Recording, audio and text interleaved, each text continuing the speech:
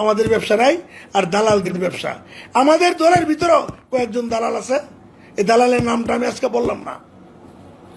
দালালের বাচ্চারা, কাল্লা কাল্লা দালালরা ভালো হয়ে যাস, কিন্তু বলছি পিঠের সামরাও থাকবে না দালাল। একবার আইবার কাছে যাস, একবার বিল্ডুমের কাছে যাস, একবার সালাদ্দির কাছে যাস, একবার মোহনের কাছে যাস, একবার যাস হলো অবির কাছে, একবার অন্যদিকে যাস, সব দিকে যায় মজা খাস। জুটের ব্যবসা করবেন, আবার এমপি হবেন, তাহলে তো আমাদের আত্মহত্যা করতে হইব।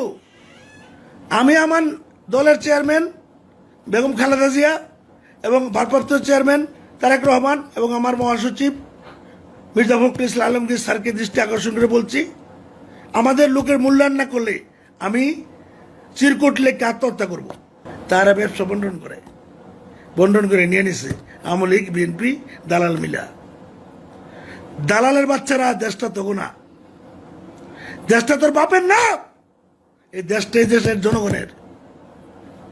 আমার বাবার জায়গা পড়ছে করে, আর তোমরা তলে তলে ব্যবসা নিয়ে গেছো, নিয়ে খাইয়া সাইফুল হইবা, তাহলে মুরাজ্জম হইবা, ওইয়া আবার মনে করে চেয়ারম্যান এমপি হইবা।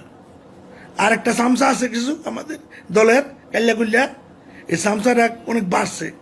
এই সামসায় মনে করো এক প্লেট ভাত দিলে বিক্রি হয়ে যায়। সামসা তোরা ঝুলে বেরাবো, আমি কই দিই বলে দিলাম আমি। তো যাই হোক, আমি আর কথা বাড়াচ্ছি না। যারা এখন ব্যবসা বন্ধক করছেন, বন্ধকটা ছুড়াই দেবো ইনশাল্লাহ। একের তারেক রহমান, খালেদা জিয়া, মহাসচিব, আপনাদের বিরুদ্ধে এমন আন্দোলন হবে, প্রত্যেকটা ফ্যাক্টরি যারা আমাদেরকে বেঁধে রেখে এগো ব্যবসা দিছে, ওই ফ্যাক্টরির কর্তৃপক্ষের বিরুদ্ধে আমরা অভিযোগ আনবো। এরা তো দল নাহলে স্বার্থবাদ, সুবিধাবাদী। তোমাদের কিন্তু পায়েল নৌকো থাকবো না, কিন্তু এত সহজ না। 91 বিএনপি বানাই, 2001 বিএনপি বানাই, যে এমপি একজন হইব, হ্যাঁ যা কয় তাই হইব।